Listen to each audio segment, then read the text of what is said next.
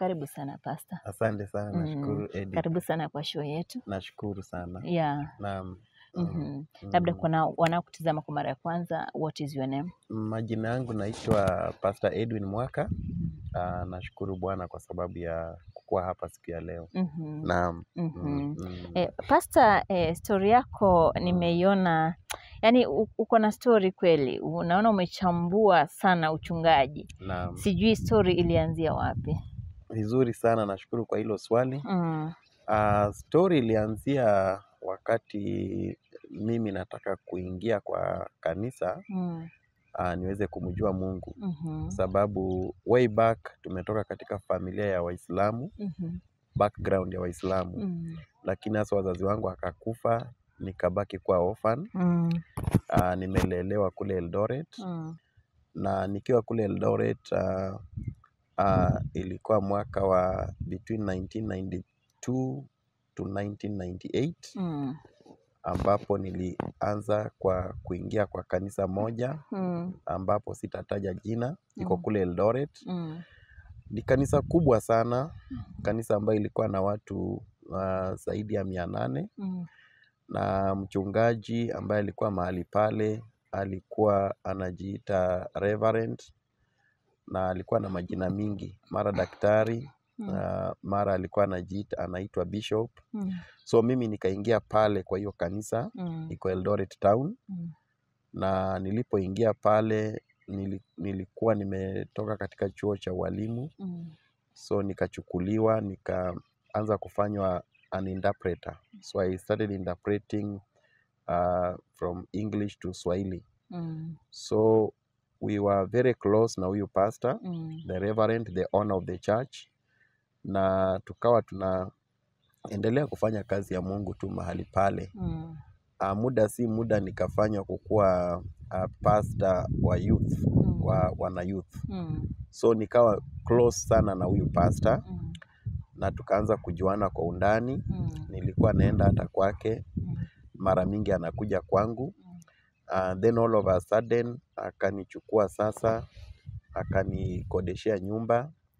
Na nikawa sasa part and parcel of the church, of the ministry. Na niseme ya kwamba hiyo ndio kanisa ya kwanza ambayo mimi nimeingia sasa kwa mambo ya kanisa. So nikiwa hiyo kanisa ilikuwa na watu wengi kama kawaida. Na hiyo kanisa imegawanyishwa, kuna vikundi fulani fulani. Kuna wale watu ambao wanaitwa the inner circle. Inner circle ni wale watu wako very close na pastor. Wale ambao wanajua siri zote za kanisa. So I happened to be among them, among the inner circle. So this inner circle people ni watu wako na talent. Either you are wewe ni mhubiri mzuri, ama uko na kipawa cha aina fulani. So unakuwa katika hiyo kikundi cha inner circle. Alafu kuna businessmen ambao pia wako pale pia kwa hiyo kanisa, ambao walikuwa wanaitwa business initiative. Kuna watu ambao wako na vipawa mbalimbali kama ya uimbaji, the celebrities. Kuna walimu, kuna professions kama watu wa madaktari. So kuna vikundi ya aina mingi kwa hiyo kanisa. Wamewekewa hata sitting positions. Unajua mahali penye our politicians wanakaa. Hiyo kanisa ilikuwa mpaka na politicians. Unajua mahali penye watu fulani wanakaa. Kwa hivyo tukiwa katika hiyo hali, mimi I thought tunaendelea na kanisa vizuri. Tunaendelea kuomba Mungu. Mahubiri ilikuwa inahubiriwa vizuri. Unasikia tu kabisa uko kwa kanisa. Na unasikia kabisa uko kwa wakiimba worship, unasikia kweli mko na Mungu. But then ilifika mahali ambapo vitu sasa ilianza kuharibika. Na ishara ya kwanza, pastor akatuambia kwamba kuna prayer retreat ambaye tutaenda, lakini sio ya kila mtu. Hii prayer retreat ilikuwa ni ya the inner circle. Wale ambao pastor alikuwa anawaita sons and daughters, ambapo mimi nilikuwa mmoja wao. So tukaambiwa kuna mahali tunataka kwenda maombi, kwenda kuombea kanisa. Na tulikuwa tuende mahali kunaitwa Naivasha. Na kuna mahali ambapo kule Naivasha watu huenda pale kuomba. So we were to go there on a certain date. Date ikasetiwa, so tukaambiwa tutaenda huko ili kuweza kuomba. But then hao watu wakaambiwa watoe picha zao, their photos, wapeane kwa pastor. Sababu kulikuwa kunaenda kufanywa maombi. Sasa watu walikuwa anapiga picha, then kule nyuma anaandika jina lake na anaandika kazi yenye anafanya. Kama mtu ni daktari anaandika jina lake na anasema yeye ni daktari. Mwalimu pia hivyo hivyo. CEO hivyo hivyo. Politician hivyo hivyo. So hizo picha zilikuwa mingi sana because hiyo kanisa ilikuwa na watu wengi. So tuka set date ya kuenda maombi. So tulipoenda maombi nikapata ya kwamba we are very few. We are not many. We are less than 20. I think tulikuwa around 15, around there. Hatukuwa tumefika 20. Hasa nikashangaa, how comes kanisa kama hii, this is a mega church, but tunaenda maombi watu wachache. Kwani what is not happening? So we traveled from Eldoret to Naivasha. Then we walked some distance, it's like a forest, a kind of a forest. And we started our prayers. There are many trees in that place. And the pastor told us to sit in a circle. So tukakaa kwa circle chini kwa grass. Na pastor akasimama katikati yetu. Yeye ndiye alikuwa anatu arrange vile tunakaa. So akasimama katikati yetu. And then he told us that you know, we have come here for one mission. Tumekuja hapa kufunga. Nataka kufunga for around 2 weeks. Na kile tunataka kuomba, kuna kitu ambacho kinanisumbua. Hii kanisa yetu iko na watu wengi, lakini hii kanisa yetu people don't give money. Watu hawatoi. People are stingy. So akasema ya kwamba we need money. We have come here because we need money.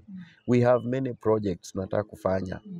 Tunataka kufanya mambo mengi. Tunataka kukuwa na prayer center. Tunataka kukuwa na radio station. We need money. So that is why we have come here.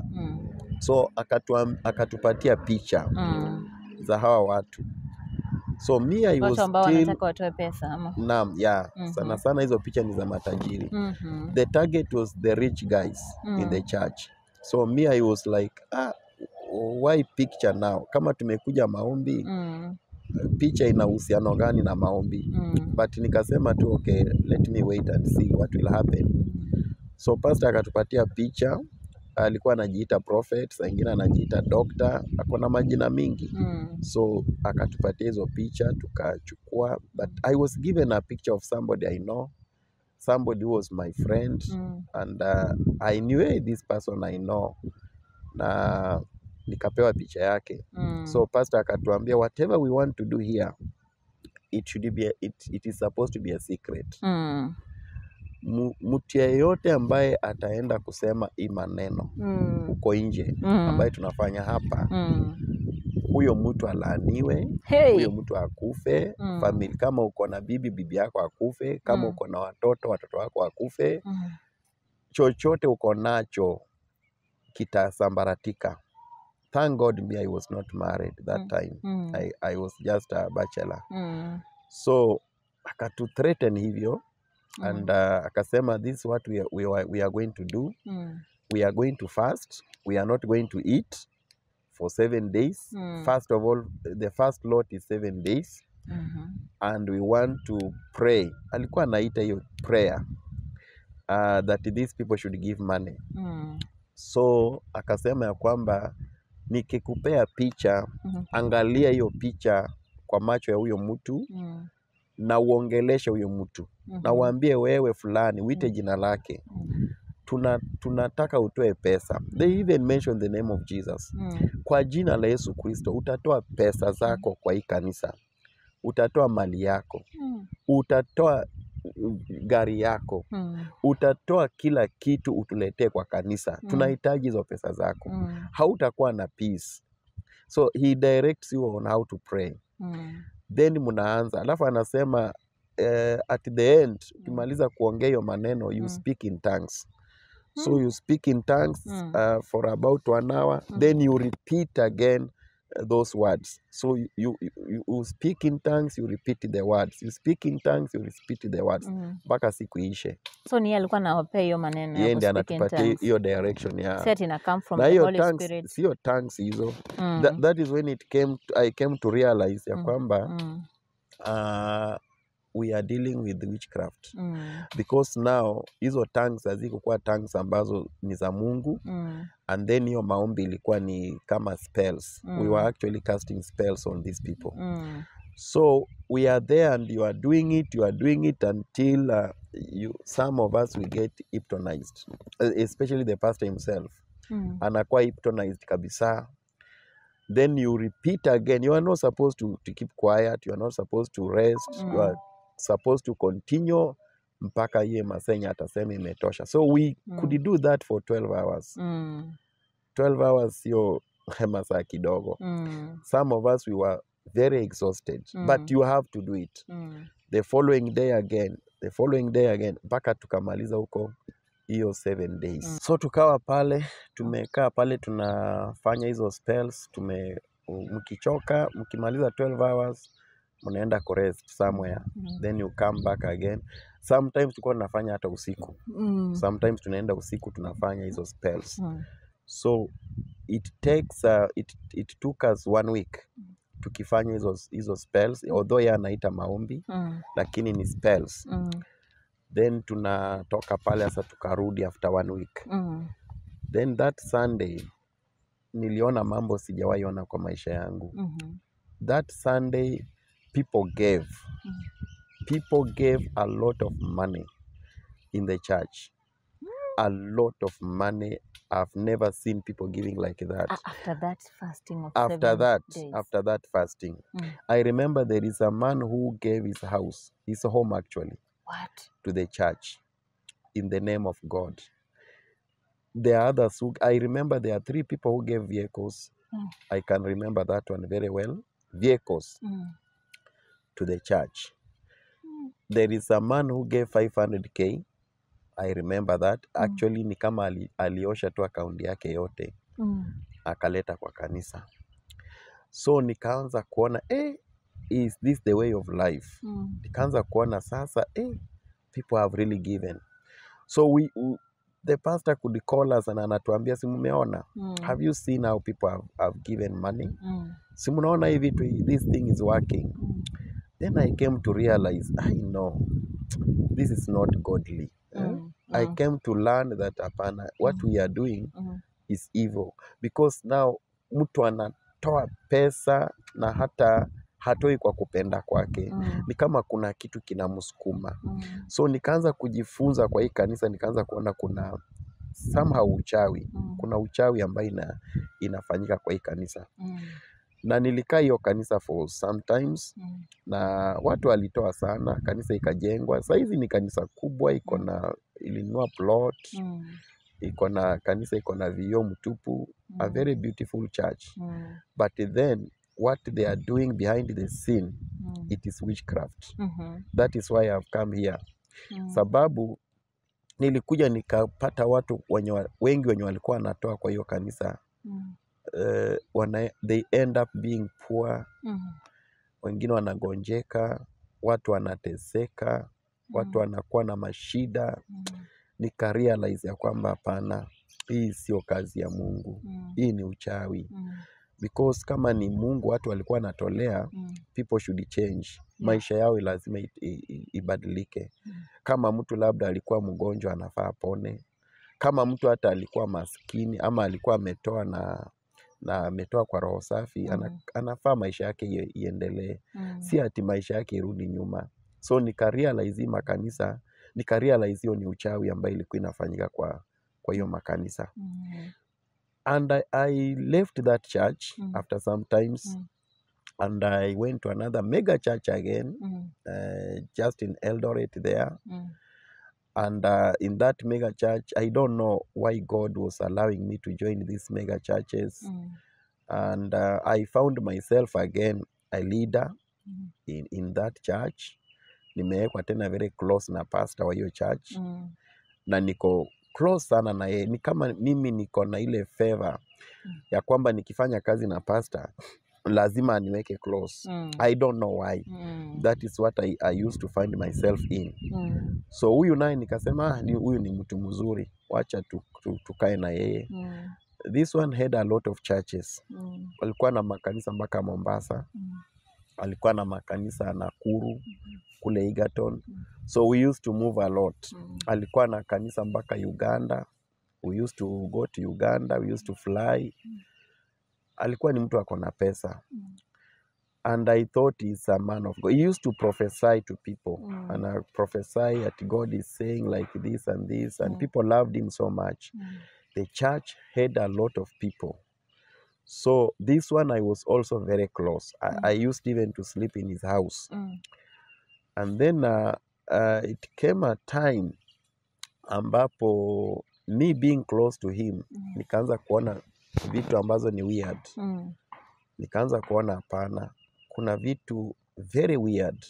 So like now we got a plot in Eldoret and we were to build a church. So that time I was with him. We went to build that church.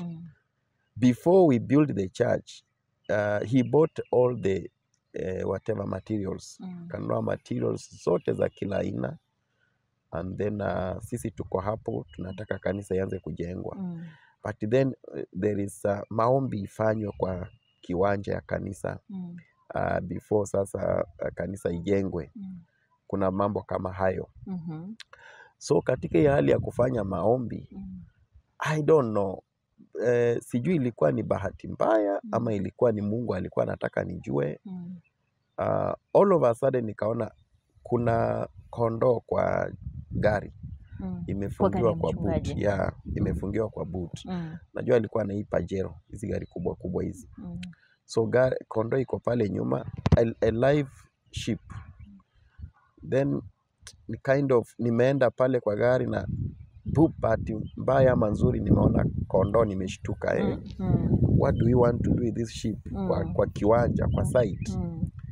Then mchungaji akanoti nimeshaona. That we used to call him prophet. So prophet amejua nimeshaona kondoo. Then he's like, huyu ameshaona kondoo. Na unajua ni masaa imeenda around 6 inaelekea jioni. Giza inaanza kukuja. So akaona tu wacha tu nimwambie because now what can I do? Sasa akakuja akaniambia, okay, we want to do something here. I know you are my friend and I won't hide you. Wacha tu nikwambie ukweli. Akaniambia hii kondoo tunataka kutengeneza madhabahu. So nikafikiria ni kama inachinjwa watu wakule ama ni kitu gani kinataka kufanyika. So I'm there to learn. I don't know. I'm there to be introduced to these things because I'm shocked and I'm wondering na nijioni watu wameshaenda, nani atakula? Kwani ni sisi tu wanne, we were there 4 of us ambao utakula hii kondoo. But then tunaona shimo inachimbwa. So me I'm surprised. Shimo inachimbwa kwa hapo tu kwa kiwanja ya kanisa hapo. Kiwanja ya kanisa imenunuliwa sasa. So I'm surprised. Shimo inachimbwa. Wacha nione what is happening. So shimo ikachimbwa kama ya kaburi. Ni what I saw. It really shocked me up to now. It really shocked me. Huyo kondoo alichukuliwa akiwa mzima live, akazikwa. Akiwa live. Kwa yale madhabahu sasa ambayo yatakuwa mahali patawekwa madhabahu sasa. It was traumatic to me somehow because hiyo picture ikunitoka kwa akili yangu mpaka saa hii. What I saw, the sheep inaekwa hapo. Unajua sheep tu ni kama tu ni mpole tu. Hata ajui anafanyiwa nini. Anaingizwa kwa shimo pale akiwa mzima. Anafunikwa mchanga. Something that is very painful. Hata kama ni mnyama hafai kufanyiwa hivyo. No, hafai kufanyiwa hivyo. So huyo sheep akazikwa. But nikauliza prophet baadaye, what is the meaning of this? Kaniambia utakuja jua tu. I was eager to know what is happening. Then it's like he told me, okay, hii vitu watu wanafanya everywhere. He mentioned several churches. Hata kanisa fulani walifanya, kanisa fulani walifanya. When you get your plot, this is what you are supposed to do. So that hiyo kanisa yako isikose watu. Then baadaye after nimemfuata sana aniambie, okay, kanisa ilijengwa actually na madhabahu ikawekwa pale penye ship alizikwa. Madhabahu iliwekwa tu hapo. Of course wajenzi wanaangaliwa sana, na hiyo shimo si ati inachimbwa shimo kidogo, inachimbwa shimo refu sana, mahali penye wajenzi hawawezi kufikia. So ikajengwa kanisa kubwa na kanisa ikaanza kuingia watu. I'm telling you, within 3 months the church was already clocking to 1,500 membership. Big church. Then I was eager to know this thing. So the prophet siku moja akanikaisha chini. Then I was asking him about kwa nini kondoo alizikwa hivyo. Then he told me that he calls it a mystery. But me I call it witchcraft. So he said this is a mystery. Kaniambia kwamba hiyo kondoo wakati inaoza, because kondoo ina represent watu. So wakati hiyo kondoo ina maggot wakiendelea kuongezeka, the more maggots wanaongezeka kwa hiyo mzoga, the more washirika members wanakuja kwa church, wanajaa. But then I came to realize after some times in that church, people were dying. What? People were dying in that church. Every 3 months, somebody must die.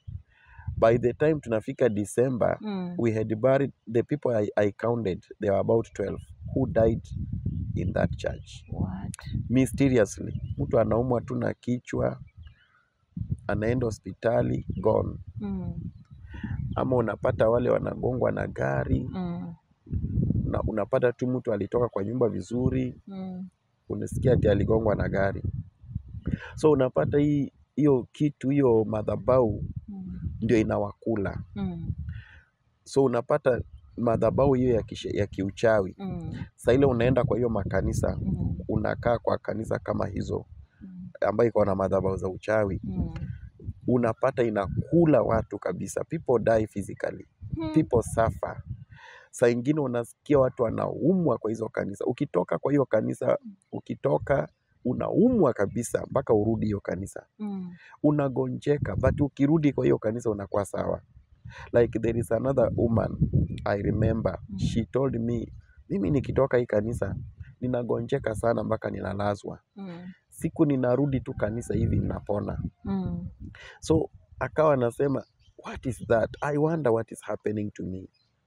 Sasa mimi nikanyamaza tu because I knew what is happening. Kasema sitamwambia. So you find pastor, huyo prophet akihubiri kwa hiyo church, anaambia watu ya kwamba usiwahi toka hii kanisa. Mungu amenituma, mimi ndio nimeitwa na Mungu. Ukitoka, you are going to suffer. You will suffer until you come back to me. So unapata na ni kweli. You find that people are suffering. Once they leave the church, suffering begins. Wakirudi kanisa, suffering ina stop. Because kuna altar ya uchawi ambayo imeinuliwa kwa hiyo kanisa. Na hiyo altar ni mbaya sana juu inakula watu, inakula watoto, na unapata usipojua, unless tu Mungu tu, like now there is a time a certain lady, because this prophet used to tell us, kama umeona ndoto yoyote kuja useme. Ukipata ndoto kuja useme. So a certain lady alikuja akapeana ndoto, akasema eti ameona prophet akiwa kwa bahari, akiwa amesimama nusu kwa nusu, mwili yake nusu iko ndani ya maji, mwili yake nusu iko juu, na nyoka ilikuwa imemzingira hivi. Alikemewa kama shetani. Because hawataki watu wanasema ukweli. That one I knew ni Mungu ameonyesha huyo mama. Direct, I knew huyu mama ameongeleshwa na Mungu. So many people wanaongeleshwa na Mungu through dreams, but they don't, hawachukuli hizo dream maanani. But hizi kanisa tu, ukiwa tu naomba tu Mungu na vizuri, na ukiwa uko innocent tu kabisa, Mungu atakuonyesha. So I saw that lady, Mungu alimuonyesha. The church was wrong. But now alikemewa sana. So unapata kuna nikatoka hiyo kanisa. Actually I left and I suffered a lot. I remember when I left that church, sikukuwa na amani. Niligonjeka sana. I almost died. Pale, hizo vitu yes, I'm still, mi nilikuwa nachukuliwa na naekwa kwa pastor direct. Because I was very close to this man. So these spells, like what I have just told you, and witchcraft, it is what these mega churches are using. I have never been to a small church. I don't know about the small churches. But these mega churches, I've been there. Several of them, over 20 mega churches that I can count. I've been there. I used to be in another mega church in Mombasa, ambayo pia was very close to the man of God. In fact, I was ordained to be a pastor, na nikatumwa Lakisama. I used to be a pastor there. I'm the founder of that church in Lakisama. Then when we were in Mombasa, we had a conference. So in that conference, there is a lady, it was on a Sunday service, kumalizia conference. So a lady is in the church, a rich lady. And this lady, it's on a Sunday, and then tulikuwa tunafanya spells. This time round kwa hii Mombasa, tulikuwa tunafanyia kwa kanisa kwenyewe. We go there at Nikesha, but then we are told, can you pray? Pray that watu matajiri walete pesa. Pray like this, wanatu direct. So this lady she's in the church. Ametoa check, alafu ameandika 1.1 million. Alafu ameweka kwa offering basket. Na ni Sunday. And then the service imeendelea, then service imeisha. So the lady anachukua cheki yake, anajaribu kuperuse, anapata amefanya mistake. Ameandika check 1.1 million, and yet alifaa kupeana tu kitu kidogo. Maybe she wanted to give around 50,000, something like that, because in that church they also give. So this one, she has found out that amepeana pesa yote. It is like akili yake ilimwambia, nipeane pesa ngapi? Kwa account yangu kuna pesa ngapi? So kwa account iko 1.1. So nipeane ngapi? So ile ya 1.1 ndio imekuja. Then anaandika, then inapeana kwa kikapu, then imeenda. And then all of a sudden the lady anashtuka, amepeana 1.1. Anaenda kwa ushers, tafadhali munirudishie check, nimefanya makosa. Tumeshapeana check tayari kwa pastor. Si munirudishie, nipelekeni kwa pastor. Then wanaanza kumsumbua, wanaanza kumpeleka hivi. Then finally wanapelekwa kwa pastor. Kupelekwa kwa pastor, pastor anamwambia, okay, kuna checks mingi zenye zimepeanwa na watu, na sasa sijui, sina time ya kwenda kuangalia nione yako iko wapi. So fanya hivi, utangoja pale. Then the pastor anatoka, anaingia kwa gari, anaenda. Because I was there, I was one of the leaders there. Naambia pastor, pastor, si dada amesema check yake iko hivi na hivi. Ananiambia, it's like, just shut up. Wachana na yeye. Hawa watu tumewazoea, wanafanyanga hivyo. But me, I am worried. Kwa nini this lady, kwa nini this pastor anachukua pesa ya mama by force? Si amrudishie check. So mimi niko disturbed. Hata tukiwa kwa gari, I'm just disturbed. So I was told later, the woman alikimbia mpaka akaenda kwa bank, kwenda kureverse hiyo check. But unfortunately, alipata already check imekuwa cashed. Remember, it is on a Sunday. And the check can be cashed even on a Sunday. Then it is, yani, I came to realize these people wanajuana mpaka na bank managers. such that they can conduct transaction even on a Sunday, on weekends. So pesa ya mama ilienda hivyo. Mama akakuwa kama wazimu. Alikuja kwa kanisa several times. I was told like that by some members whom they are still even in Mombasa even up to now. We talk with them. Later on mama pesa yake ilienda hivyo. Kazama ikakunywa maji hivyo na ikasaulika. But it is spells that are working. Because I know huyu mama hakutoa hiyo pesa akitaka. Alitoa hii pesa, kuna kitu ilikuwa inamsukuma kutoa pesa. Kama ni mchawi ilitumika mahali pale. Yeah, ambaye sio Mungu. Because kama ni Mungu, huwezi jipata umetoa pesa ati unatoa mpaka school fees ya watoto. I've had stories where people give school fees.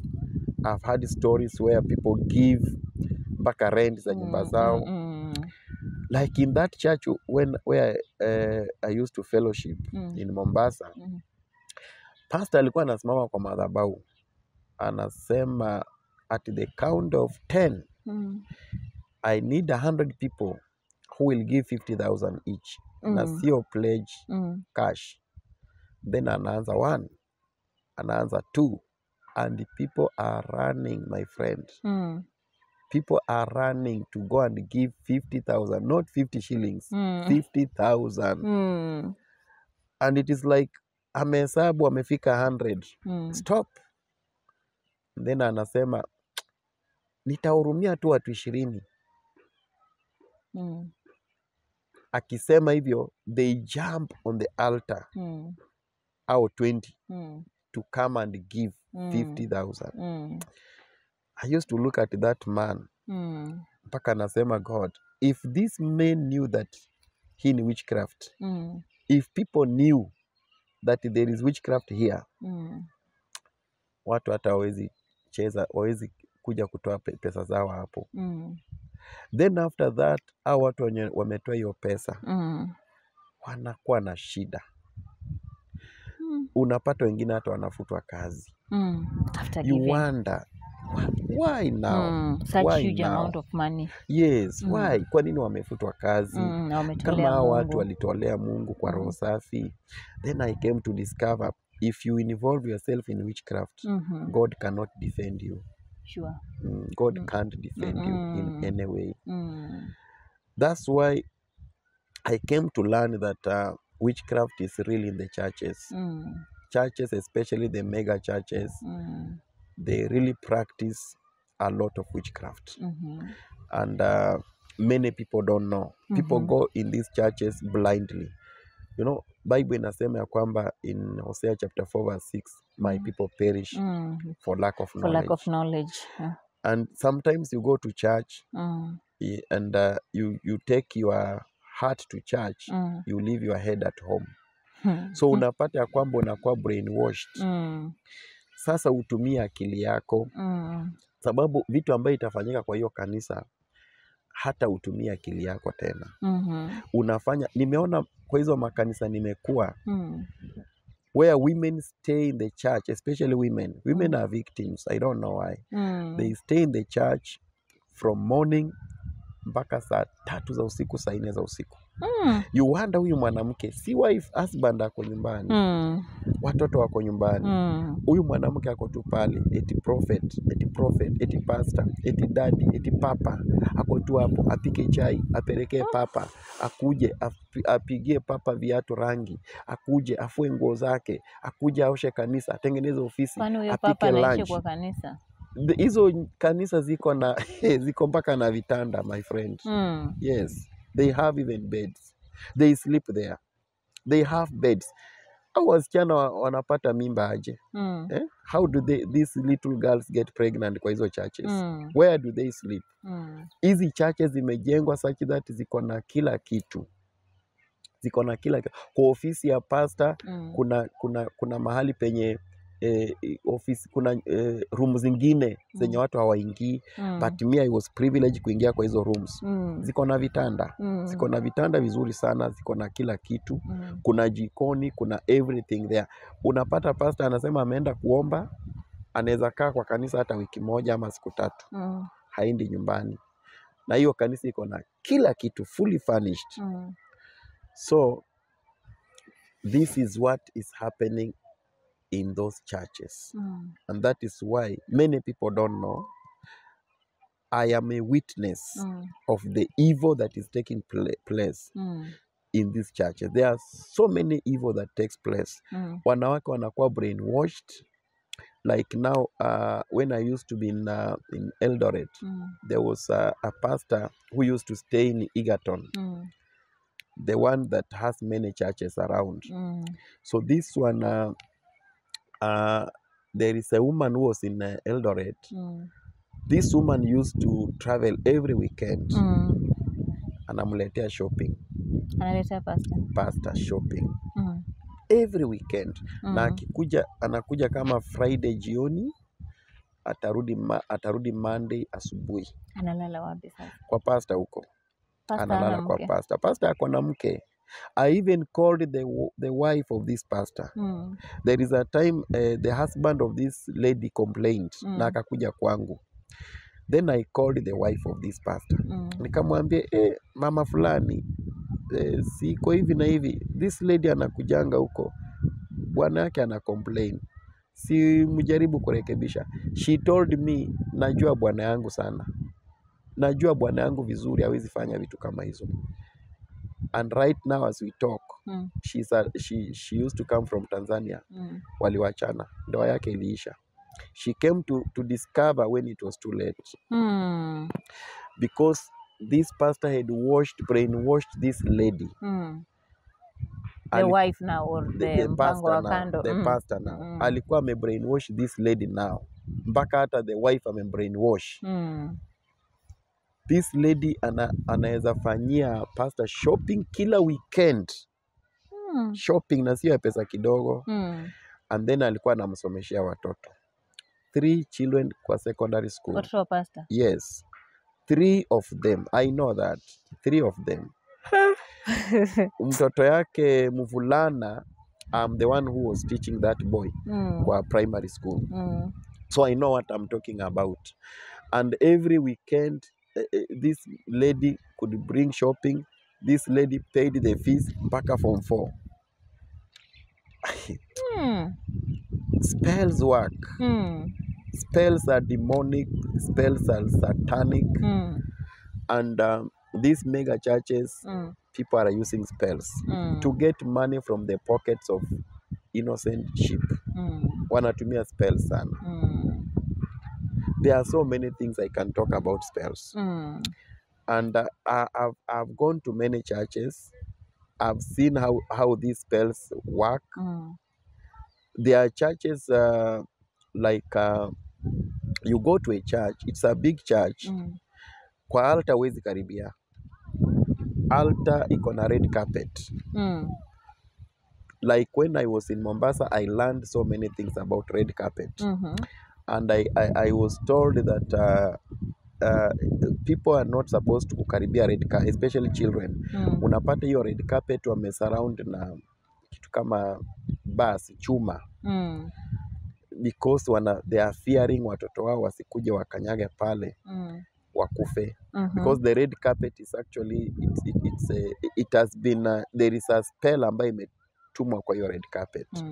And maybe mchungaji, just to cut you short, yes. Kuna mtu maybe pale nyumbani, just maybe you can use a layman's language to understand what that spell is, ili yule shosho wako nyumbani akaweze kuelewa. Spell ama kwa Kiswahili sijui naita Kiswahili spell sijui naitwa namna gani. Ni maneno ya uchawi. Spell ni maneno ya uchawi, ya kiuchawi. Kwa mfano mtu anasema utafanya hivi na hivi. Utaleta pesa unipatie. Ninaomba ushikwe na roho ya kuniletea pesa. Ushikwe na roho ya kuniletea hiyo gari yako. Then unashikwa na hiyo roho. Hiyo roho ambayo inakushika sio roho ya Mungu. Ni aina fulani ya uchawi. ambapo unajisahau such that unafanya kitu baadaye unakuja kujiuliza ni mimi nilifanya. Unakuja kuregret baadaye. And that's why huyu mama ambaye alitoa milioni 1 walienda kukash hiyo cheki yake haraka. Kwa sababu gani? Sababu spells inafikanga mahali inaisha. Unapata umejirudia. Unasema na nimefanya nini? Nimetoa sadaka ngapi? So hiyo kujirudia ndio hawataki. Sababu ukijirudia utaenda uchukue hiyo check, ucancel. Sasa ndio maana wanaenda wanakash hizo pesa haraka haraka, so that kabla akili za watu zirudi wameshatumia pesa zao. So inafanyika hivyo. Hiyo ndio maana ya spell. Ni maneno ya kiuchawi. Na wakati hiyo maneno ya kiuchawi yanaongelewa, lazima mtu akue katika fasting. Demonic fasting. I call it satanic fasting, unholy fasting. Sababu ukifungia mtu akupee pesa, hiyo ni uchawi.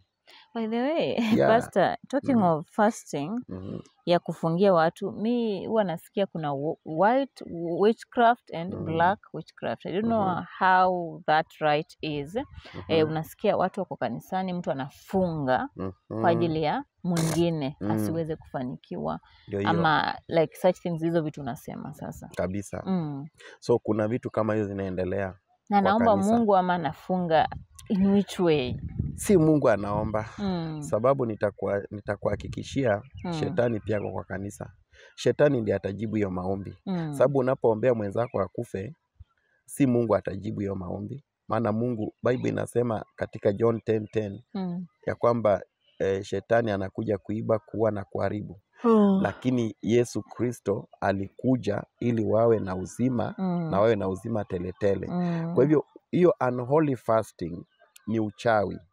Fasting for somebody to give you money, to give offering in the church, fasting for people to die in the church, it's not holy fasting. It is unholy fasting.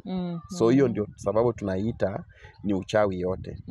Although wanafanya kwa jina la Mungu, wanataja jina la Mungu, but in the real sense, mtu ambaye atajibu behind those unholy fasting, it is the devil. Like the fasting that you did in your first church yenye ulikuwa na minister. Hiyo kushikana mikono mkifast for 7 days. And yet mnaita kwa jina la Mungu na sio hivyo. So meaning huyo pastor alikuwa na nguvu fulani ambazo watu hawakuwa wanaelewa. Kabisa. That is what we are talking about. Sio tu kufunga tu hivyo. Unajua kuna wale tunaitanga occultic pastors, occultic churches. Occultic churches ni zile zinatumia nguvu za uchawi sasa. Ndio maana zinaitwa occult. An occult maana yake ni using a certain power to empower yourself, so that watu watavutiwa na wewe sana. And that is why unaona wengine wanavaa rings kubwa kubwa ziko na kioo. Sisemi rings zote ni mbaya, but kuna rings ambazo ziko na kioo ambazo ni za kiuchawi. Zinapeanwa kutokana na uchawi. Mi mwenyewe nilikuwa na hiyo ring. Nilikuwa nazo 2 hapa kwa mkono. Hiyo ring sio za ndoa. Hiyo ni ring tu ambazo umeingia katika mapenzi na shetani. In fact wanasema umesign contract na shetani. Sasa wakati wanasema umesign contract na shetani, hiyo ring itafanya kazi for a certain period of time. Alafu itaisha nguvu. So you will need to go back again. Na ukirudi huko unatoa sacrifice. So unaweza toa mtoto yako ama utoe bibi yako, so that hiyo ring ipate nguvu tena. Ipate nguvu tena. So unapata hao mapastors unaona kuna ring iko na kioo. You need to be very careful with them, because hao wako katika hiyo occult. Maana hiyo ring hiyo hawatoangi tu, hawapewangi tu hivi. Hiyo ring most of them wanazipata underworld. Tutakuja kuongea juu ya underworld wakati mwingine. So when they go in the underworld, like ukisoma Bible, Matthew chapter 4, Yesu alikuwa anajaribiwa na shetani. So ilifika mahali shetani akaambia Yesu ya kwamba kama utanipigia magoti uniabudu, nitakupatia utajiri wote na fahari zote za dunia. Lakini Yesu alikemea shetani akamwambia, ondoka mbele zangu wewe shetani, maana imeandikwa ni Mungu pekee wa kuabudiwa, si mwingine. So in the underworld, it is another world also, but this world is it is managed by the devil himself. In that world there is a temple. Temple ambayo iko kwa hiyo world ni temple ya shetani. So people go there. Many people go there. Pastors, businessmen, politicians, musicians, celebrities, they go there. Na wakati wanaenda kule, wanaenda kuabudu shetani. The moment wanaabudu shetani, wanatoka na hizo kitu kinaitwa nyota. So mambo ya nyota hii kuanza juzi. Nyota imetoka underworld. So ukitoka na hiyo nyota kule, nyota si ati ni nyota tutaona ati kitu yenye inaangaza vile watu wanafikiria. Nyota ndio hizo rings. Hizo rings ndio zinaitwa nyota.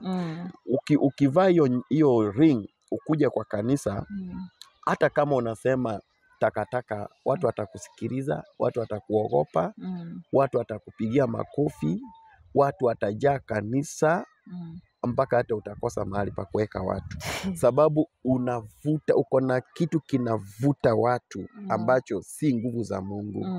Na wanakuletea pesa. Hawakuji tu hivyo hivyo, unakuwa na fame, unakuwa na wealth, unajulikana, unakuwa na jina. Hiyo ndio vitu inaitwa nyota. So mambo ya nyota hii kwanza jana. Mambo ya nyota imeanza kitambo sana. So you mean mambo ya nyota iko kwa kingdom of darkness? Exactly. Ogopa mtu ambaye anaongea juu ya nyota. Anybody talking about nyota. Na ukisoma Bible, utakuja kugundua ya kwamba hata hawa mamajuzi walifuata nyota. Ukigundua, ukisoma Bible siku moja ndakuja chambua hiyo kitu, utapata ya kwamba the wise men walikuwa wanaongozwa na nyota. Na ukisoma Bible inasema when they saw the star, they rejoiced. So it was about the star. Lakini ukisoma Shepherd, Bible inasema when they saw the child, they rejoiced because it was about the child. So hiyo tutakuja kuongea another day. It's a story for another day. But I'm talking about underworld. Once you bow to the devil, ukiinamia shetani hivi, unatoka na unapata kila kitu yenye unataka. Me, I almost went and I almost sikuenda, but I almost. So I have been, nimepata information ya kutosha kuhusu underworld. A lot of information. Na kitu kikubwa sana kuhusu underworld, it is worshiping the devil. Once you bow down to the devil, it is over. You get whatever you want. You live the life that you want to live. You get riches ambazo hujawahi ona, because you have bowed down to the devil. And that is what he told Jesus in Matthew chapter 4. And Jesus refused. You see. Chungaji. That's very hard message to chew. Yes. So how did you manage to get out of all that? I looked at myself. Nilikuwa na by the way, nilikuwa nakaa vizuri, nilikuwa na pesa, nilikuwa nahubiri kwa TV. I've preached in several television stations. I used to be known all over. But something came to me in the midst of all this. Kajiuliza maswali ya kwamba nimeona vitu zinafanyika ambavyo sio za Mungu. Like now unaonanga watu wanaanguka chini kwa kanisa. Unajua kuna ile kuanguka ya pretend, but kuna ile kuanguka yenye kabisa shetani ana cause drama. It's not about God. Wanasema it is Holy Spirit, but it is the devil who is causing the drama. This is what happens. How watu wenda huko Tanzania, mahali panaitwa Loliondo. Wakienda huko Loliondo, kuna wachawi wako kule hiyo area. Wachawi sugu, wachawi ambao ama wacha niwaite waganga, ambao wako na madawa kalikali. So ukienda Loliondo, of which niliwahi enda, utapata wanauza liquid kwa chupa. Hiyo liquid ni inatoka kwa the only bird that urinates, that is an owl. An owl is the only bird that urinates. So wanateka, kuna vile wamefuga hizo owls, then wanateka makojo yake, then wanakuuzia kwa chupa 30,000. Hey, It's not a small money. 30 Kenya shillings. Kenyan shillings. Chupa kidogo sana. So unakuja nayo kwa church. So hiyo chupa, ukikuja na hiyo chupa, unajipaka hiyo makojo ya hiyo owl kwa mkono. And then hauwezi salimia mtu. That's unaona kuna prophet wengine hawezi kukusalimia. Hawezi. Hata ukimpata hivi umletee mkono, unaona anakufanyia hivi, anatingiza kichwa. Hataki umuguze kwa mkono. Ama mwingine anatoka tu kwa gari, anaingia kwa pulpit direct. Hataki kukutana na watu hapo katikati. So unapata hiyo mkojo ya hiyo ndege, sasa ile unaonyesha watu mkono hivi, they actually see, iko na uchawi ya aina fulani. They see the eyes of that bird kwa macho yako. Ndio unaonanga saa ingine pastor anafanya mkono hivi, ndio unapata wamama ana scream, ana scream kama mwenye ameona kitu. Unapata ni hiyo power za hiyo mkojo ya all ndio anatumia. Then watu wanaanguka chini. So unapata kuna ile ambayo wanaangushwa na hizi nguvu za mashetani. Haya, kuna ile ya kupretend, of course, ya kupendeza pastor. Waanguke chini, pastor afurahie, labda utapewa kitu after that. Wewe ndio bwana roho. Yes. So kuna hiyo, kuna pia wale wanatumia scripts kama like now nilikuwa hapa Kayole Junction na pastor mmoja, sitataja jina lake. Alikuanga hapa Kayole Junction, lakini alitoka sasa ako town siku hizi. Huyo tulikuwa tunaenda kwa nyumba yake. Then anatupangia vile tutafanya kwa church. Anatuambia like me, there is a time aliniambia, ukisimama kutoa ushuhuda, usimame na useme ya kwamba ulipeana 5,000 kwa madhabahu haya, na wakati ulikuwa unaenda nyumbani ukarokota bahasha, kuhesabu bahasha ukapata iko na 30,000. So akaniambia niseme hivyo. Then akaambia msichana mwingine, nitaangusha koti, nitatoa koti yangu, then niangushe. Then ukienda kuokota hiyo koti, uanguke chini. Alafu aka-advise kama 3, 4. Wewe utaenda ufuate. Huyo akianguka wewe uende. Tena uanguke. Mpaka mkue 4 muanguke chini. Hiyo ni script ambayo tulifanya wakati mmoja tukiwa Kayole Junction hapa. So wakati nilienda nikasimama nikasema nilitoa 5,000 na nikienda nyumbani nikapata 30,000 kwa bahasha. Tuna target wa matajiri. Sasa ile matajiri wanasikia eti ulitoa hivi 5,000 na ukapata 30,000. Tajiri anatoa hata 100,000. Sababu sasa umemtia moyo. And yet hizo ushuhuda ni za uongo. Haya, huyu msichana pastor anaangusha koti. Kimakusudi, already sisi tumeshajua. Tumekuwa kwa script, tumeelezwa. So mwenye anaenda kurokota, msichana anaenda kurokota, anaanguka chini. It under the power of God. Mwingine anaenda kumsaidia, anaanguka. Wote tumekuwa kwa script na tumeambiwa, na watu wanashangaa wanasema pastor ako na nguvu. Hapana, ni vitu tumeambiwa na ni vitu tumepangiwa. Na umepewa role yako. In Kenya we have very good actors. Those actors who are acting in the church, kama wanaweza enda kwa industry, they can do marvelous. They are very good. They follow what the false prophet is telling them. Unaonanga hata kwa kanisa unapata pastor anainua mguu hivi, wale wa huko mbele wanaanguka. Wale wa huko mbele wameambiwa, they have been told, wako huko mbele wameambiwa, nikiinua mguu hivi muanguke chini. Nikipenduka nyuma hivi muanguke chini. Kwaya muanguke chini.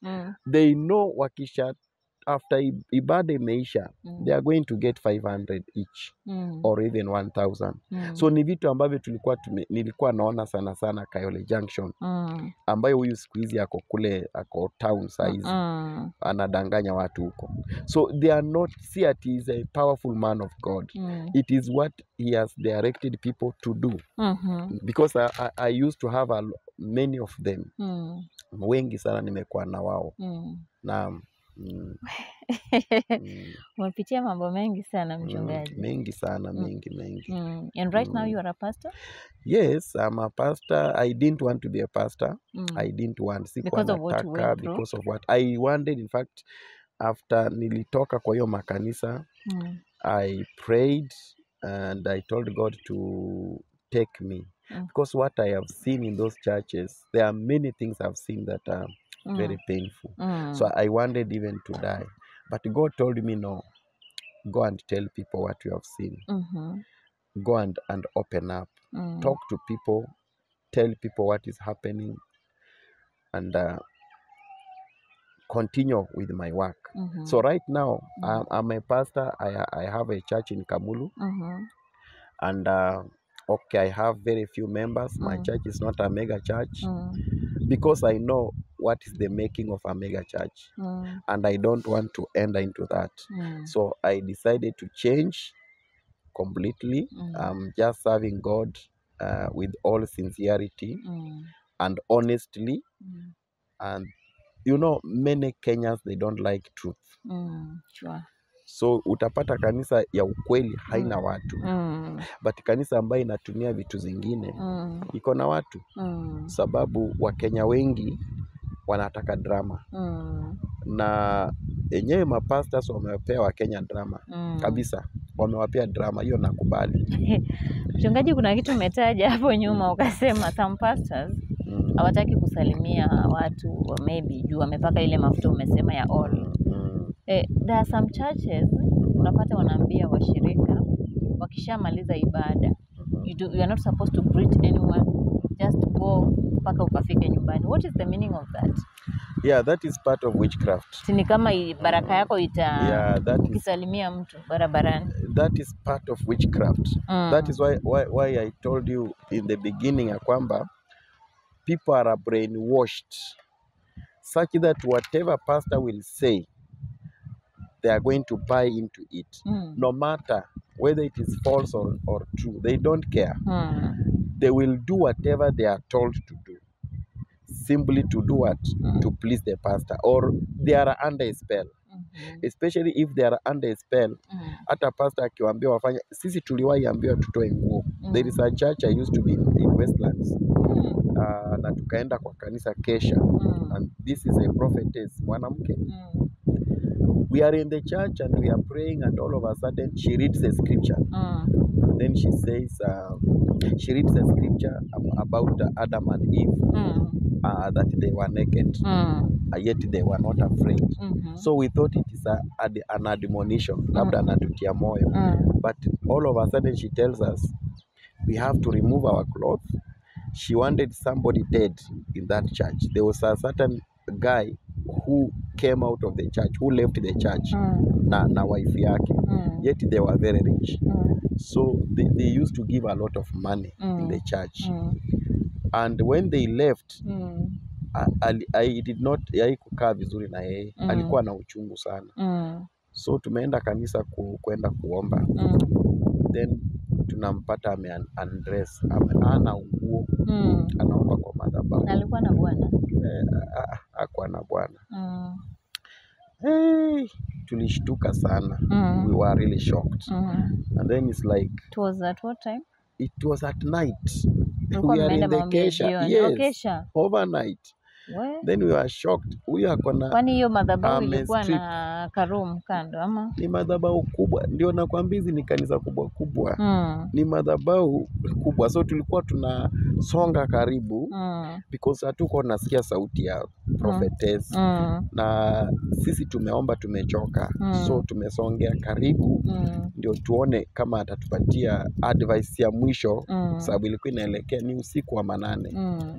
So tunaenda tunampata kwa madhabahu naked. Then we are shocked.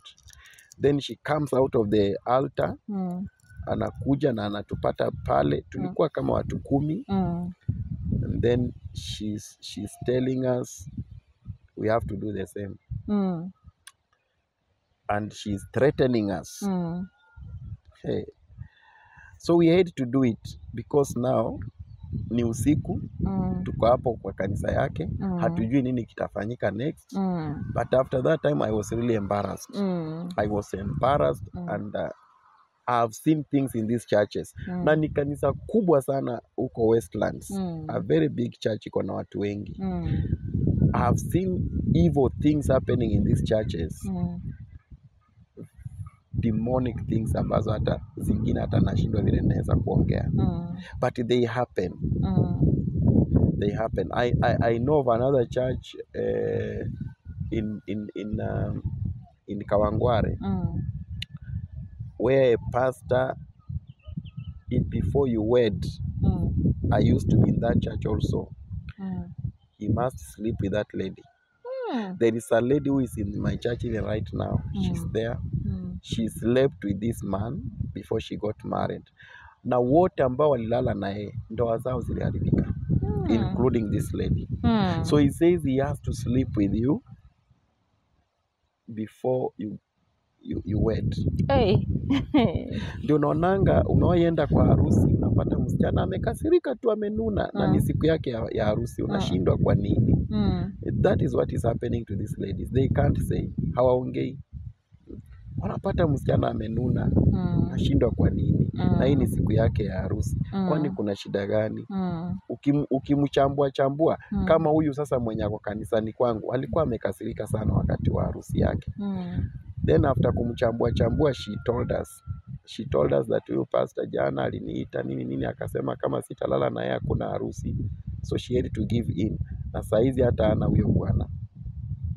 Hiyo harusi yake, hiyo ndoa yake. It last for how long? Karibu wako na mtoto 1 year. 1 year the marriage ilikuwa imeisha hivyo. So hizi ni vitu zinafanyika, Edith. Zinafanyika kwa watu, especially ladies. They don't talk. Usharati ambayo iko kwa hizi mega churches ni ya hali ya juu. Like now when I used to be in Eldoret, I didn't imagine myself at huyu pastor with such a big name. Alikuwa ameimpregnate hata wasichana ya washirika. Mpaka unajiuliza maswali, God, where are we going? Na kimpregnate hawezi sema. The power that he had, sijui ni aina gani. Watatoka tu kanisa waende, wakishatoka ndio wataenda kusema. Wakishatoka nje. Lakini hapo kwa kanisa hawezi ongea chochote. So wanakubrainwash mpaka akili yako inapotea. So watu wote wenye wako hizo churches unapata wako brainwashed wote. Na mtu kama anako in true spirit, what happens to such a person? Unaona, like me when I used to be in those churches, there is a lady who used to be very prayerful. Like in that mega church in Eldoret. She was very prayerful. There is a time she came to me and she told me, Pastor, nimekuona huna nguo. Huna nguo. Then I was like, huyo alijuaje sina nguo? Huyo alijuaje? So unapata when you pray and you seek God in truth, they hate you. Wanakuchukia. And they start preaching against you. Utasikia anasimama kwa madhabahu anasema watu fulani, unasikia tu anahubiri, unajua ni wewe anasema juu yako. Watu fulani wanajifanya wanaomba sana nini, unajua anaongea juu yangu.